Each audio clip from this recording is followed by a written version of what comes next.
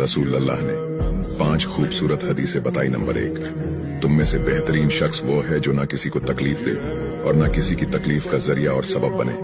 Number 2, जो शख्स दिन में 10 मरतबा सूरतुल इखलास पढ़ेगा, यानी कुल हु वल्लाहु अहद, ये पूरी सूरत पढ़ेगा, अल्लाह ताला जन्नत में उसके लिए महल बना देंगे। नंबर 3, जो शख्स हर फर्ज नमाज के बाद 1 मरतबा आयतुल कुर्सी पढ़ने का मामूल बनाएगा, तो उसके और जन्नत के दरमियान सिर्फ मौत का फासला होगा, यानी वो शख्स मरते ही सीधा जन्नत में जाएगा।